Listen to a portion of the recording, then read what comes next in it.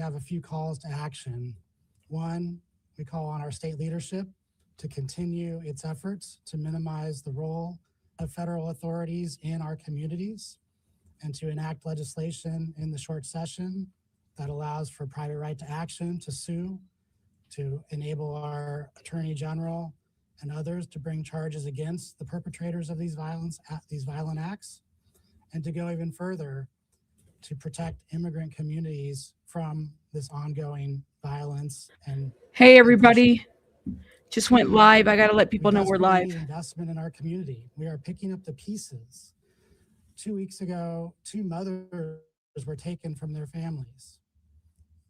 In our community, the mothers are the glue that holds everything together. And by targeting mothers, they are trying to rip away the fabric of our very community. The ability to take care of our young people, to take care of entire families, and to match up breadwinners, resources that are coming in with the ability to get kids to school, get kids into preschool, is absolutely devastating to us.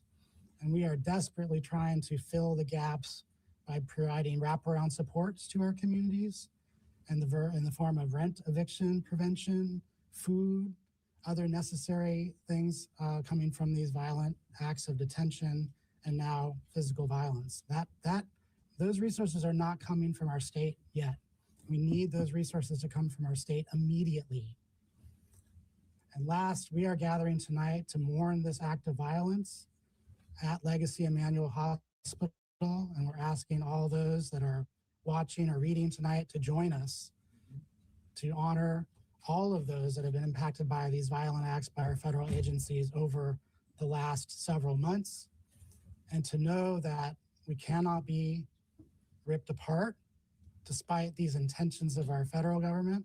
We will continue to hold each other close and continue to be the strong fabric that our entire city, county, and state need from our Latina community. Thank you. Next up, Pastors Hennessy and Knutson. I'm not going to choose. So good evening, everybody. My name is Reverend Dr. I'll tell you guys in a minute. Hennessy, the pastor of the historic Vancouver Avenue First Baptist Church here in Portland, and also the leader of the Interfaith Peace and Action Collaborative. My friends, I echo very comments that have already been made, and I want to be clear about that. The comments of recognizing that the reason why federal agents are here is because of a false narrative in the first place. When people were told that Portland was on fire, Portland was burning. Portland is a great city, and it's a city I've been a member of for the last 37 years, and I'm not gonna let anybody try to make it any worse. One thing's for sure, we have our issues, just like every city does, but we are determined to work together to make sure that we resolve the problems or issues or challenges we have, and we do not need help from the federal agencies to do in more. If they want to do anything, they should go back and restore the grant money that was there that we use to build bridges with police and community. They ought to be thinking about how we restore money to bridges like the Burnside Bridge and things of that nature. That's what we need. But until then, we're not going to let anybody take our joy. We're not going to let anybody cause us to be afraid. And I want the immigrant community, and specifically, as Tony just spoke about the Latinx community, we are with you. As faith leaders, as members of the Black community, I want you to know you are our brothers and sisters, and nobody is going to stop us, and nobody is going to break the chain of our belief in working together. So we will work together. Those who came before us and the allies who worked with them, they had worse situations going on, but nothing stopped them. And I end on the fact that I still recall that one of my favorite verses of We Shall Overcome is the verse that says, we are not afraid. Mm-hmm. We are not afraid, and we will not be made to fear. We are going to rise above it reach out to one another and do everything that we can to work together, pray together, protest together, peacefully together. And remember, let's not take the bait. We can do this peacefully, and peace and love always win.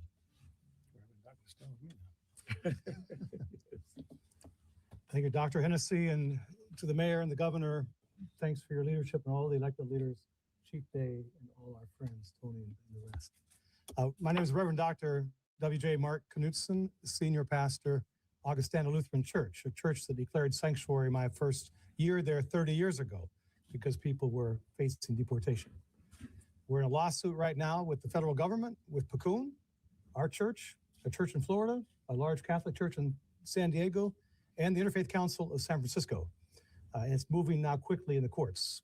And the National Education Association has joined that as well. So around this country and this city and state, people are weaving together a movement built on nonviolent direct action to challenge what is into something that can be new.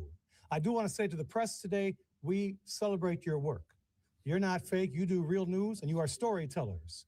There wouldn't have been a civil rights movement or a farm workers movement in the same manner without the press being there to cover it. So thank you and know your value.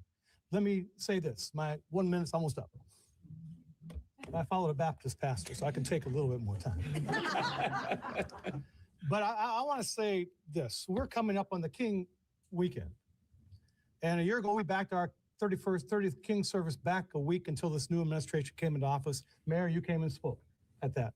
And we packed the church. People were ready a year ago, January, to stand up and stand solidarity. Our prayers are number one with our immigrant siblings, the couple that's in trouble today. We have members from 23 countries. I don't know if that's not one of our members from Venezuela and his wife. It's going through all of our minds. Some of my colleagues say, you were crying. I was crying. We are all crying.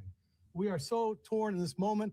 And with a very diverse family myself, as a white male, I can drive around. But my son, my wife, my grandson, daughter, others, our biggest extended family, it's dangerous out there. And so to know this, the faith community, interfaith, we work closely together in Oregon. Our Native American spiritual leaders on whose land we stand.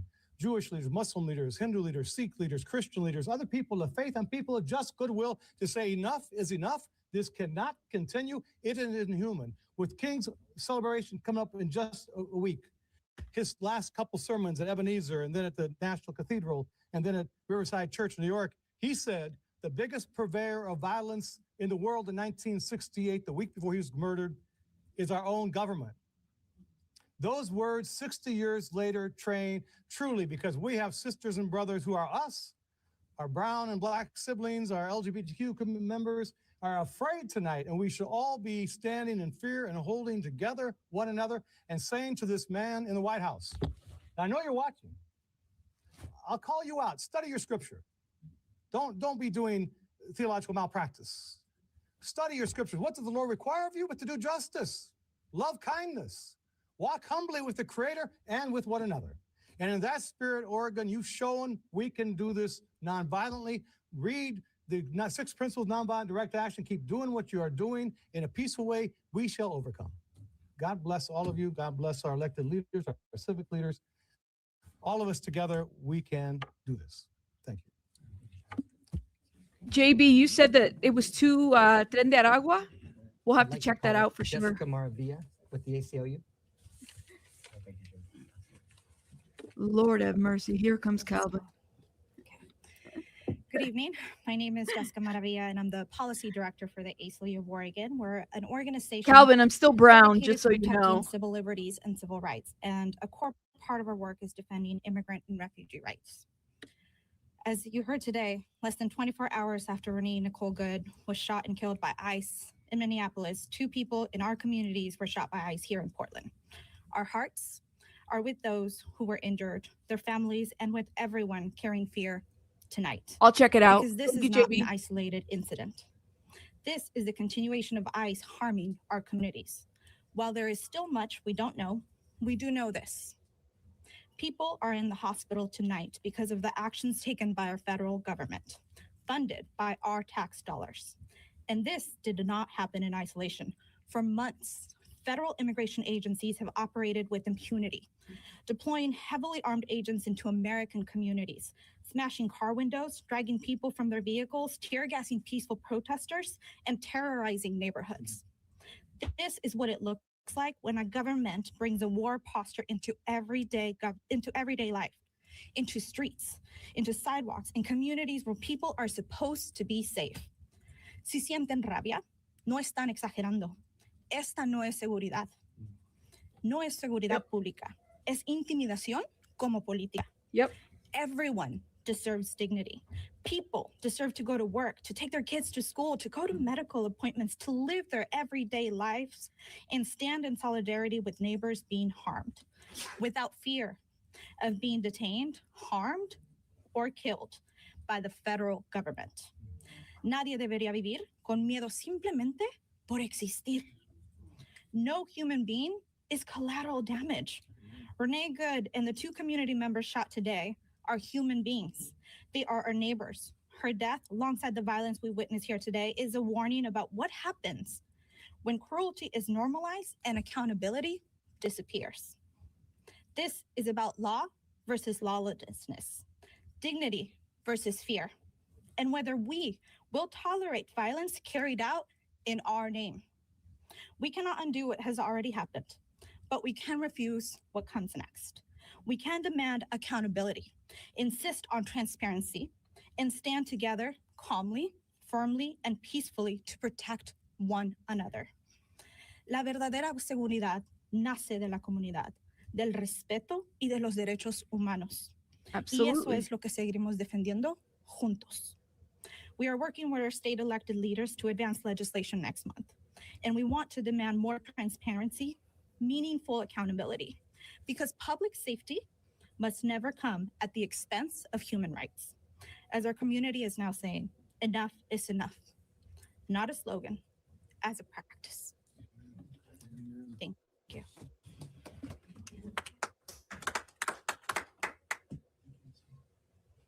Buenas tardes, everyone. Mi nombre es Andrea Valderrama, el representante estatal del Distrito 47, Outer East Portland. Good evening, everyone. My name is Andrea Valderrama. I'm the state representative of House District 47, and I live in the Hazelwood neighborhood. I am horrified by the violence that we've heard about just down the street from my house where I was today. My heart goes out to those hurt today. I've been proud to be the first proven American to serve in the Oregon legislature. My family came to this country fleeing really the same type of violent tactics that we're seeing in my neighborhood and in this city and across this country today. And so it was so difficult to have yet another conversation with my daughter today about the violence that we're seeing in our neighborhood, and to hear from her the support that her school is providing for children who are terrified of walking home, who are terrified of participating in their extracurricular activities, who are unable to just pay attention in their classrooms. I absolutely stand against separating families, against destabilizing our kiddos and our families in this moment. Our communities deserve to stay together. Everyone's families and mothers and children deserve to stay together. This legislative session, I'll be bringing forward legislation to continue to strengthen and protect child stabilization, post-detention and deportation. And I'll share updates as soon as possible on the situation in my neighborhood. I think the last thing that I just wanted to share is, as we are horrified and as I continue to mourn and do what I can as a mother to remain calm and provide peaceful support to her, I continue to feel hope with all of the incredible leaders that we have in this state, from our governor all the way down to our school district, to our neighborhood. I know that in Oregon, we are resisting peacefully. We are resisting in the way that we can. And I want to thank everyone here today and the leaders, whether you are a fellow mom in the neighborhood or our state governor. I'm so appreciative of all of the support, and know that we continue to resist always and stand with you. Thank you.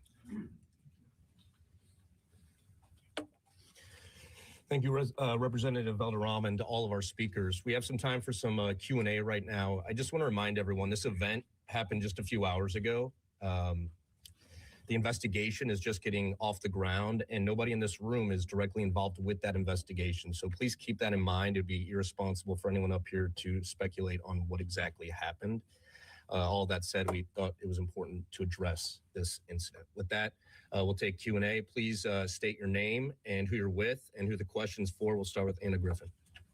Anna Griffin from the New York Times. Governor, Mayor, and Chief, what are you actually hearing from the feds right now? Are they communicating with you? It seems like we have very little detail locally.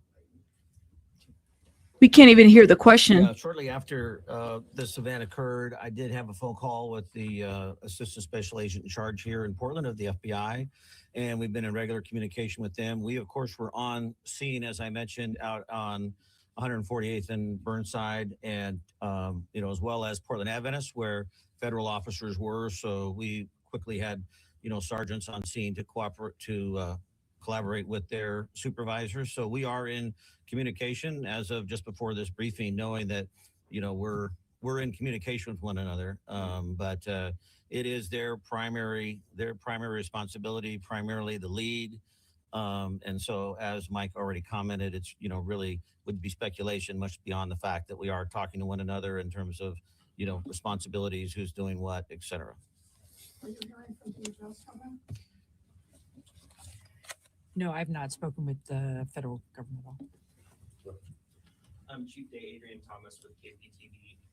DHS put out a statement this afternoon on this incident saying that one of the individuals was connected to a previous shooting in Portland. Is that true? And do you have any information on that? And what are the conditions of these two individuals right now?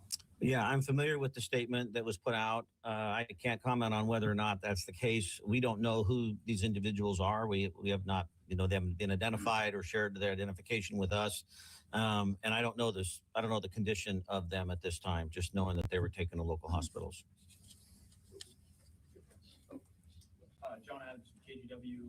We saw in the incident in Minnesota that there was surveillance video readily available after the incident. Are you aware of any surveillance video that may have captured this incident? I'm not aware of any at this time. No, have not seen any. Hi there, Chief. Shane Dixon Kavanaugh with you, Oregonian. Do you know whether or not Train Day Aragua is active in Portland? I don't have any information that would link that at this time. No. Yes, Alex with Physical TV. Do you know the nationality of the folks? No, I've heard a lot of different comments. I don't want to comment on that. I can't be specific. I've heard different references, and it might be confusing some of that information. So no, I don't have that specifically. KXL and the Oregon Living News Network, Heather Roberts. Is this a normal course of action? Is this standard procedure to have the FBI lead a shooting investigation, a law enforcement involved shooting investigation inside the city limits? Yeah, on the federal side, it is. Yes, and I've been clear since we started down this road, in January of last year, that we've continued to keep open lines of communication with our federal partners, for unfortunately, even moments like this. But on a local level, we value the ability to be able to pick up the phone, to call one another, to try and figure it out, understanding there's limitations as we have tried to work through over the last year.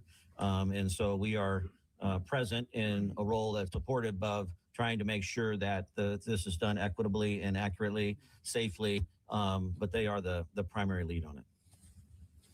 Well, Jones with Point 6 here. My question is, federal statements suggest that this vehicle was allegedly weaponized against agents. Do your officers have any evidence to suggest that claim is true or to justify the use of vehicles? Okay, the question was whether or not there's been any evidence to support a statement that was made that the vehicle was weaponized in this event, correct? Is that the question? And we don't have any information on that. As I mentioned, we responded after the fact to both the shooting scene. Once we were at the shooting scene, the vehicle was already gone, because then 6 or 7 minutes later, we responded to where the victims had called 911. So we don't have any firsthand information. Excuse me? Were the federal agents involved in this shooting still on the ground?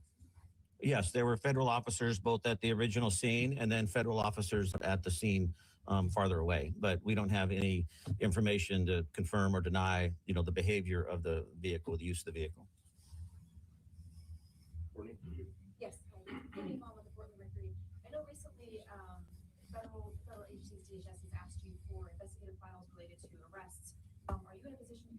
same thing of these federal officers? Is the FBI going to keep you apprised? Are you in a position to ask for records related to the investigation the same way they've asked the Portland Police Bureau? Well, the question is whether or not we are in a position to ask for records, documentation in a manner similar to how the Department of Justice is asking them of the Portland Police Bureau right now. I think you're referencing our settlement agreement. So it's not quite an apples to apples comparison. There's, a couple of different things there that are nuanced. Certainly there is an opportunity for whether it be the city of Portland or the state of Oregon to make a request for that information. I mean, from a public record standpoint, whether or not, that process will bear any fruit, I don't know. Different than the conversation we're having around the Department of Justice attempting to utilize settlement agreement to retrieve information that we believe they don't need to have access to. Do you expect the FBI to keep you apprised of the status of the investigation as it unfolds? Well, this is uncharted territory for us. I'm not exactly sure. Frankly, there's a lot of competing interests, as we know, in this area. I value, like I said, our local partnerships and the communication and transparency that we have shared. But there's also a lot of cooks in the kitchen here with a lot of strong opinions. And all I can say is, in the moment, we have had lines of communication. Whether that will change or not over the course of time, I don't know. Do you have a sense of how many federal officers were involved in the shooting and maybe how many shots were fired? No, I don't have the details of that right now. Anything else? Question. My name is Ernesto, Chief Executive of Hacienda CDC. Today, what is your assessment regarding the national trend in terms of involving ICE, Border Patrol agents, and so on and so forth? They're always right. So what makes us believe that any investigation that they conduct will be accurate, just, and real? And what is the role of our authorities locally to unravel, to counter, if you're not involved at all? What makes us believe that they are already sacrificing and saying things online and in public outlets that these people were from Tendagua, that they were from a prostitution ring, and so on and so forth? I mean, they already made it. Okay, you were listening in to local law enforcement as well as local leaders react to this shooting investigation. A couple things that the police chief pointed out that we've reported earlier. The Department of Homeland Security says this individual, they were trying to pull this person over because he was involved in a shooting in Portland and also had ties to a Venezuelan gang. The police chief said he was unaware who this person was, so they don't actually know if he was connected to a shooting in Portland. That was an important distinction. The chief would also not comment on any presence of the Trinidad gang in Portland. He did say he's been in touch with the FBI, but you could hear from all of them, they don't have intimate knowledge of the shooting investigation. He did have a conversation with the local FBI office and did clarify that the IDs of the individuals have not been shared. So they're really walking around a lot of information that apparently they say that they don't know. So we are still waiting to hear all that right now. On the right side of your screen, you can see speakers in front of City Hall. There is quite a large gathering of people for a vigil taking place right now after what happened earlier today, about 2:18 this afternoon in Southeast Portland. Let's take a listen in. We are not waiting for Congress to save us. Sylvia, sister, welcome. Woo! I'm about to crash out. Our neighbors are hurting, and we are not waiting for another election cycle. Jesus, if I hear another, wait until 20, they know what it's we did wow to protect each other. Obviously, we're hearing some language, colorful language from the vigil happening right now in City Hall. They're We're like, going to leave that alone at this point and go back to the news conference. Several local and state leaders addressing our area. Like we are doing tonight. they shut her up because she was cussing, Take advantage Liz. of that in a bad way. Take advantage of that in a sense that we want to be available to determine as much information as we can to try and bring legitimacy to the process. But there are, long-standing historical court decisions and authorities granted to the federal government that are certainly being tested over the last year in the area specific of policing. And we rely upon, the counsel of, others, attorneys, and the rulings from judges. We saw this in the court case that we had with the National Guard. You had 3 Portland police commanders testify. We were the only ones who testified on behalf of the city of Portland, was 3 Portland police leaders over the course of 2 days, which the judge agreed with to prevent the National Guard from being deployed in Portland. And that was based upon the work we had been doing in terms of gathering information, staying true to the rule of law, being factual in our reporting. So the best that I can offer, and I know this is hollow and not enough, but the best that I can offer is that Portland Police Bureau will continue to adhere to the rule of law. We will continue to document. We will continue to be engaged. We will continue to be vigilant. We will continue to report behavior that is illegal or certainly outside the lines. But we are also going to continue to show up for all of Portlanders. We have time for one more. Go ahead. John Rudolph. You two next, and we got a quick question. Homeland Security put out a tweet on X a couple of hours ago, alleging a whole array of facts about the shooting. Have you seen that? Yes, I have, but I have no information to verify the validity or accuracy of it. Last question. Natalie Furtick with Politico. My question is for the governor. I know you've spoken to the president in the past. Sometimes when there's been situations sort of similar to this, and you have reached out to them Collectively. I think Councilor Dunphy is going to say a few words if he is. Let me see if I can go to a presser, guys. Then we are going to hear from Luisa Martinez, who is a DSA member and wants to talk about a victory we did just have recently against ICE. Hey, everybody. Stop the violence in our communities. And I know that governors around the country believe that. Thank you. Thanks, Mike. All right, thank you to all of our speakers. Thank you for being here again on such short notice. At this point, I do not anticipate another briefing or news conference this evening, but I know my team and the communications team for the city is engaged and will be throughout the coming hours and days. So be on the lookout for communication from our teams. With that, thank you for being here and have a safe evening. That was basically it. So it happened down the street from you? Oh my goodness. Be safe. So let me tell you guys what the issue is. So we have a situation right now. Let me put this on mute. Border Patrol had made a Twitter and then they immediately took it down. I don't know if they said the wrong thing or what, but you have two people that were shot by federal agents after a targeted stop. Okay, so people are aware. Portland mayor asked ICE to halt operations. So two people were injured in a shooting involving federal agents. All right. Further goes, hold up. Let me make sure I don't get out of there. Full screen. Okay. It further goes that, there we go. So we have two people that were shot by ICE or Border Patrol agents. And the mayor has basically said, you guys got to stop, or, asking for a halt. These two people were injured and they were shot by federal agents in Portland, Oregon on Thursday. Now, according to authorities, with the mayor calling for immigration enforcement operations to halt while the investigation is going on. We're calling ICE to halt all operations in Portland until a full independent investigation can take place. Keyword, full and independent, okay? Because let me just say, man, I don't know what I believe anymore. Yesterday, when the report came out that the officer was critically injured and, he was so injured that the man couldn't even get up anymore. And I'm watching the videos and I'm watching all this stuff. So this man could walk and get up. I don't know, man. Yesterday's shooting was just insane to me. And the mayor says, Keith Wilson said during a press conference, hold up. All right, sorry. Had to put that on mute.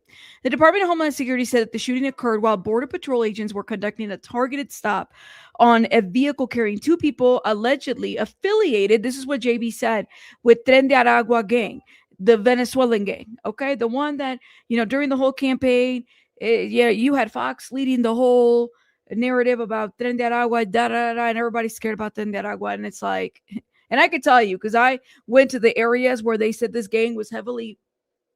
No. Anyways, so the passenger was the target, DHS said.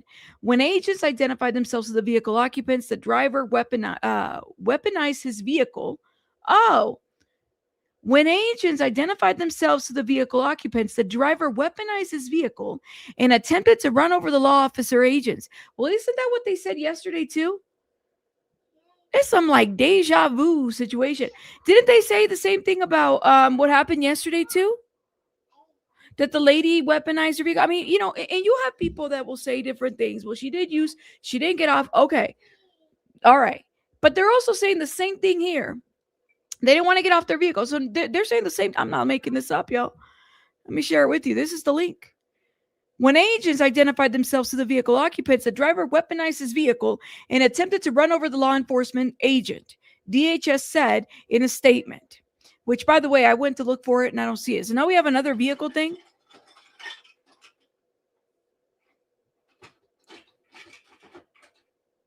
That's crazy. That's crazy work. An agent fired a defensive shot. Oh, really?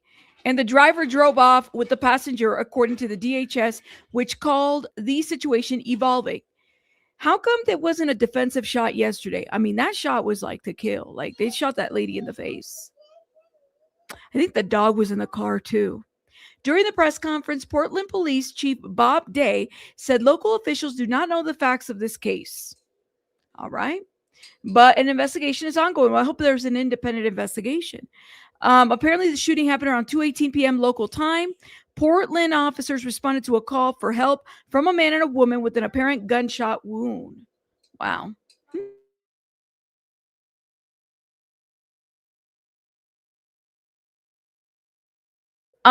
It's just giving that.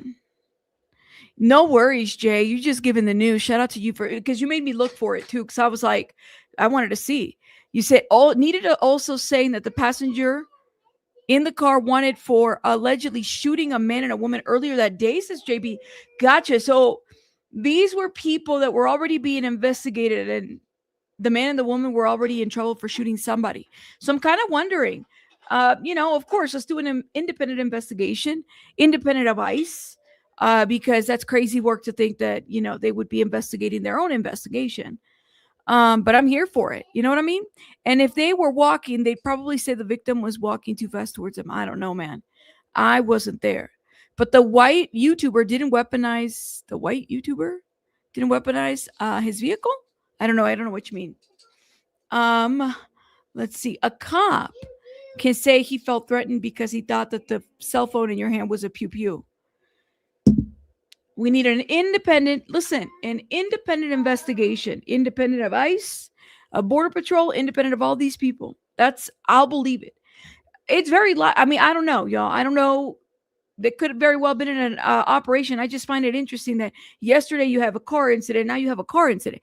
But JB was saying here that the two people were actually in trouble for shooting somebody else. So maybe they had a gun. So did they find a weapon when they stopped? So it's a lot of questions that I have, okay? So apparently officers confirmed that the federal agents had been involved in a shooting. The Portland Police Department said in an earlier statement, adding Portland police were not involved in the incident. Okay, just the federal agents. Police officers applied a tourniquet and called for emergency medical personnel. The two shooting victims were transported to a hospital. Their conditions are unknown. Okay. So the shooting occurred some 3 miles away from where the victims were found on the 10-200 block of Southeast Main Street near Adventist House. So they were near a medical facility, according to police. The victims then drove themselves to an apartment complex. Oh, look at this. The victims drove themselves to an apartment complex where the man who had been shot called for help, according to police. So why didn't they stay there? I guess I have a lot of questions about that. The FBI, okay, wait a minute. So they were shot. They took off, and they took off while they were shot. So the Border Patrol agents didn't go after them even after they were shot? The FBI was seen in the video responding to the scene of the shooting. Portland police are assisting, a department spokesperson said. Yeah, this needs to be investigated because some of this don't make sense. So we're still in the early stages of the incident, and we understand the heightened emotion and tension many are feeling in the wake of the shooting in Minneapolis. But I was asking the community to remain calm as we work to learn more. I mean, I hope that they investigate. That's all we can ask is for them to be investigated. Is it? Horrifying what's done in Minneapolis school after already horrifying events. Well, here's the deal, though. I don't know if you guys, I had a friend who gave me the heads up that yesterday they had also raided a daycare. Yeah. I had a friend who gave me the heads up that before the shooting happened yesterday in Minnesota, there had been a raid at a daycare. Yeah. In that area. So there were Border Patrol agents are raiding daycares too. Yeah, a daycare. Because that's where all the illegals are at, man. You know, those children are a threat to everybody. Yeah, man. Another one. It's crazy. I mean, I think that there needs to be, who knows? I'm not there. Border Patrol could have very well been in the right, who knows? I'm not there. But what I'm saying is, so they get shot and Border Patrol doesn't go after them? They just let them drive off? Shot and everything? I don't know. This is so weird. I'm assuming they're workers. Well, or they could be kids. I mean, who's to say they won't deport your child? If the child was, not born here, anything goes. Anything goes, That's the life of first generation, man. Don't I know it? You always got to be careful, man, 'cause you just don't know. And honestly, I don't think they really care. They took off. Yeah, they took off in the car after being shot. So I do wonder about this. It could have very well been gang affiliated. I don't know, but hopefully they investigate it. Maybe both. Who knows? You said, yeah, I can tell. I can't tell if the two gang members were pulled over later, but caught or not. Yeah, the details are confusing, JB. So hopefully we'll find out. I mean, let me tell you something. Okay. Once you've been pulled over, and this is whether it's Border Patrol or an officer, don't resist. That'd be like the stupidest thing to do, honestly. You have to be careful. You have to be careful. I'm not for any of that, right? I'm also not for extreme excessive force to the point that like somebody dies. Like you really had to shoot this woman in the face. She didn't run over you in the car. You could have shot her tires. It was snowing. There was other ways that you could have like pulled her out of the way. It's so weird, that whole story, in my opinion. I mean, literally. So if you're being, I'm sorry, don't run. What's the point? Get shot, get killed. If somebody's pulling you over, whether it's a cop or it's Border Patrol, don't even fight it. Just, you don't have to answer shit. You don't. You just go there, do your thing. If you get detained, just know your rights. Okay. But it's like what Sean said yesterday, or when he did that video. I mean, Border Patrol, they're just pulling everybody and holding anybody. A lot of racial profiling. You look Mexican, let's put you aside, or Hispanic or whatever, or Latino. You said it's so easy for you to say rabbit without being in that crazy scenario. Yeah, I have not been in a scenario where I have had Border Patrol pull me over. No, but I have been in a scenario being first generation where a lot of that has impacted my family. And what we know is, do you want to die? Like, honestly, that's what it comes down to. Why would you fight back when you're right there? And these are men with guns. You're property to them at that point. Why would you fight back in any physical way? You have to be careful. You're not going to win against a Border Patrol. So that's why I say, do what you have to do. You don't have to answer questions, but don't fight back, because you're giving them a reason to shoot you. And that's not what we want. So I might not know that because I have never been, held by Border Patrol. But as a first generation who's been around the situation a lot, I think I could speak to the fact that you just have to do what you have to do. And that's it. No, and I can believe you. I'm not saying that they're not doing that at all. I believe it. I believe that they're shooting from instinct. It's really nothing to argue. It is what it is. But yeah, you said, you were right, Rabbit. My aunt said she would run. Don't run. For what? You're not going to outrun some man with a cop. You do what you have to do. You don't have to answer any of these people's questions. If they're trying to find out your information, let them do the work. That's what you do. But you don't have to answer these people's questions. You don't have to open the door to anybody. Hell no. No, nobody. You just have to, know your rights and do what you got to do. The thing is, it's like what Sol Madison said. These people are fighting like they're not held by the same standard as a police officer, guys. You can't even chop that up to poor training. These people, the laws do not apply to them. They are in their own law, and you can't even go after them legally. This is literally a situation where you're giving some. Think of it this way. Y'all know that one movie, what's it called? The Purge? It's kind of like that. It's The Purge. Except, you would hope that they're not doing this kind of stuff.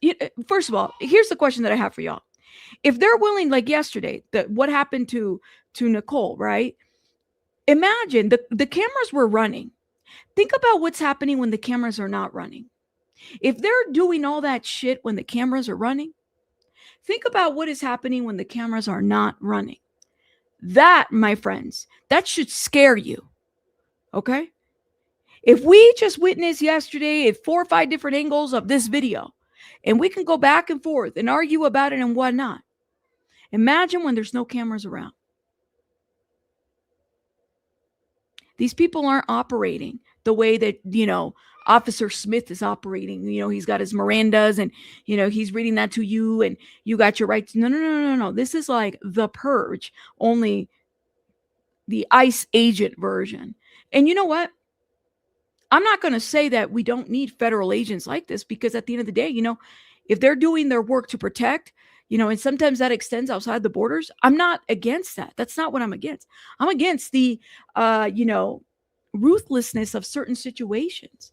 The fact that y'all are picking up people just because they look different. Like, I'm not cool with that. Okay. The fact that you literally cannot defend yourself in a situation like that. You can't. And all of us should be very concerned, because guess what? It could happen to anybody. It could happen to anybody, honestly. You say, yeah, but JB, but we don't have access to those. And we can't, it's not like a traditional, let me get your camera body or anything like that. I don't even think you can access those. Yeah, let the lawyers fight it out for you. But please note that these Border Patrol people, these federal agents, you can't sue them. You just gotta know that, you gotta know that. You gotta know that. And like I said, I'm one of those people that I could see the need and also the consequence of certain things, right? I think, like I said, you need a prosecutor and you need a defender, a public defender. You need to have some law and order in certain areas. You're going to have people that are willfully are going to break the law that are coming over here. And it's important to hold people accountable to that. I'm not against that at all, especially when you're effing it up for everybody that's over here and actually working. Like, that makes me upset. I think it's effed up to do that. What bothers me is that when you have people here that are willing to go through the process, willing to do X, Y, and Z, to become accepted and citizens and willing to work hard, that they are being treated like they are not deserving of that. And that's not okay. You'll never get me to agree on anything like that at all. At all. You said El Presidente is playing some East Coast, West Coast-ish. Notice how NY and NJ have not been targeted like this. Well, how come they're not going over there? They're just right. Like, why are they over here on the west, mountainside area? Like, what's going on with that? Yeah, why don't you go do that over there? Just joking. Don't do that over there. But yeah, it's all good. It's all good. You said, and like I said, man, you got to have a little bit of everything. Zero accountability for this government. And they're doing whatever they want and starting new fires daily. So we forget the last illegal act because we are on the next story. It's chaos by design. Well, that's what it seems like. I can't keep up. And I'm supposed to talk about the news. I can't keep up. It seems like you can't keep up, Ellen, honestly. Like, it's like one thing after another, It's a real thing. It's really weird, because I think that it's one or two things. We're paying a lot of attention, which could very well be the case. Like, our eyes are open. Or B, it's like a lot of organized chaos, and we're noticing it all over. You said ICE been all over New England. Oh, really? Okay. Well, there's that. You said because El Presidente has NY and NG and New Jersey ties, flashing money. Well, listen, then we got to move over there, man, or something. Something. If the state official didn't embolden their citizenry to act up, yeah, protect the city, this wouldn't be happening. We're putting a lot of like, I can agree to that.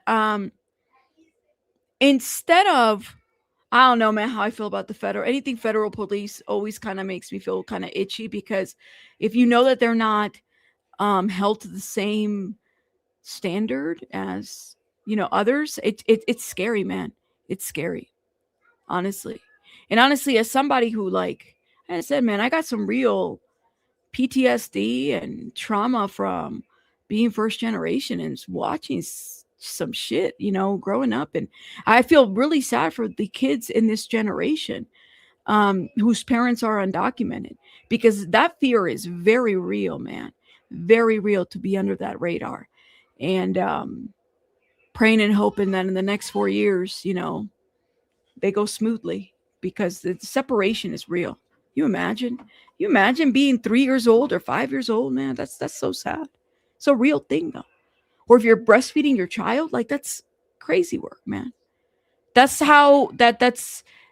generational trauma. That's shit that people will never be able to fix. This is why we've had, especially in child welfare, because I've seen it a lot. This is why you have your ICWA laws. This is why you have certain areas that it's like, they're there for a reason. And honestly, they're only, what we're seeing right now, separation of people, their family and their children, I'm telling you, we're going to pay for this 25 years from now, if not maybe sooner, because that's how it is. That's how it was with the ICWA laws too. We're going to pay for this. We always do. Okay. One thing about history is that it always repeats itself one way or another in some other form. That's why you got to understand. You just know that's not a joke. History always repeats itself. I don't know. It's just crazy. I feel like this chapter has been told, 25, 30 years ago, maybe 40 years ago before me, of course. It always repeats itself. Yeah, these kids are going to be pissed. He said, notice nobody's watching how pissed off the other countries are. Well, I think we got to be careful. They're literally set on the one camera footage. This administration can do what we want. That's what Sean said. Yeah. It's crazy work, man. Don't be stressed out. He says, sorry, but I know this happened like closer to you, right? Don't be stressed out. Sorry, just been stressed out about this because my roommate was there. Oh my God. Well, girl, just be careful. Okay. Stay safe, and shout out to your roommate and make sure that you guys are taking care of each other. Don't be stressed out. Okay. It's all good. People need to take it serious, but y'all, like, make sure you guys are taking care of each other too. It's just kind of getting a little bit crazy, man. But we the people are very powerful. Y'all know that? If stuff gets taken to the street, then it does. And, then it gets taken to the street, and we do what we do, right? We do what we do. Shout out to everybody in the chat. Hold up. Let me shout out some people. Calvin, poor Calvin. Calvin's like, I'm out of here. I'm sure the two people who were just shot were on their way to Bible study. They probably were. I don't know them. Or they were probably part of Tendaragua. Who knows, man? I don't know. They could have been, on their way to the Bible study or the strip club. I mean, whichever, or both. Sometimes people that go to Bible study then go to the strip club. Sometimes people do that. You just never know, man. Everybody's life is a little crazy. That's why I don't really sit there and judge too much. You said I love your show and I watch it all the time. Well, thank you, Calvin. Thank you. Shout out to Calvin. Stacy, thank you for becoming a new member. And Calvin says, and by the way, I have the same skin tone, FYI. Well, that's cool. Let me know. Are you first generation too? Because I think maybe, probably have the same skin tone. Are you brown like me too? I mean, it is what it is. But thank you. I appreciate you, Calvin. You know, I don't always agree, and I'm gonna push you on the shit that I don't agree, but you can do the same as well as long as you're respectful. JB, thank you. Oh my God, I love you and the family rabbit. Thank you. JB, thank you so much. Thank you. Um, wait. Hold up. Oh, really? Asian student. That's interesting. And thank you, JB, for this $20. I appreciate it. You said that's why church is on Sunday, so you can say your Hail Marys after the weekend. Don't get mad at me because I said that. It's the truth. I'm like, well, they going to the strip club or what? They can do both. I don't know. Our Constitution does not prohibit Congress from crediting. Is that what you mean? Crediting criminal penalties for law enforcement. The exception to the laws are largely a myth that America was focused on, that was forced to hold true. Gotcha. I know, friends. Listen, Franny. I never turn people away. Believe it or not, I'm one of see, we're all there, man. I'm one of those people that like, and people could tell you, and I get a lot of shit from it. You guys know that I do. I'm one of those people that I'll listen, and even if it's an opposing view, once you learn to have a really difficult conversation with people, which in the field of social work, that's what you learn to do. You learn to work with people that hate you, and they'll say the worst shit about you or to you, and then you become very passive, and and at some point you believe there's a relationship building part. So it's kind of like I believe that regardless, we can all be friends regardless, right? You said, okay, Calvin says, no, I'm Black, born and raised American. Shout out to you, Calvin. Thank you, Calvin. Again, Calvin, like literally, thank you for the $2. Thank you. I thought Rabbit was Asian for the longest time. Yes, I get that all the time. The Asians think that I'm Asian. I get it. I get it all the time. Just so people are aware. And I mean that. I mean, that's cute. I get a lot of, the Asians think that I'm Asian sometimes. So I've had it before, actually. I think I've told the story about how I worked at a cafeteria and there was a Laotian person. He said, I can be civil. Friends, it's pushing it. I can do both, y'all. You got to learn how to have difficult conversations. You know what I mean? It's just how you learn. How do you learn from other people if you don't do it? We're not always going to agree. It doesn't matter if they're going to church, strip club, or crack house. We can't have the government trampling upon our rights, period. Now, that I do agree with. Golden George, that I do agree with. Okay? I do agree with that.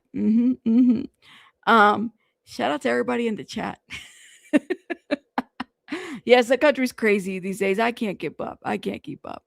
Y'all are so funny though. I know. I've gotten it so many times. You said, my Gramps is from Ireland and I'm getting citizenship over there. Hopefully, really, but I will never have the same experience, but can try to be ally when doable. It's always good to have allies. Thank you. Not Cindy Shea. Thank you. ICE may not demand exit of a vehicle if they are enforcing civil immigration law. Only an admin warrant, a lack of reasonable suspicion, probable cause, or acting like traffic police. Okay, so did they have a warrant? They said that they were in a targeted. The word was targeted, right? Yeah, people think that I am. I get it all the time. But yes. Oh my God, Stella's mom, Erin, thank you for gifting 10 memberships. Thank you. Thank you. Appreciate it. My husband is Polynesian. Yes. So our kids are in the on the mix side. But yes, we have both in our family. Some don't want to have difficult combos, hence why our country is where it's at. Yeah. It's how it typically is. Stella's mom's been a member for a month. Thank you. Oh my God, that's so sweet of you, Stella's mom. Thank you for gifting memberships. Everybody's thanking you. Thank you. Okay. Well, first of all, shout out to everybody in the chat. Y'all are amazing. Thank you for joining me. Thank you. Shout out to everybody that supported the channel. Everybody, man. Calvin, Stacy, JB, Calvin again. Stella. Thank you guys. I'm gonna let you guys go. We'll probably be live tomorrow. Yeah, tomorrow. Yeah. Okay, I gotta go. Cause listen, did you want to say something to the people? Oh, okay. All right. We got an emergency.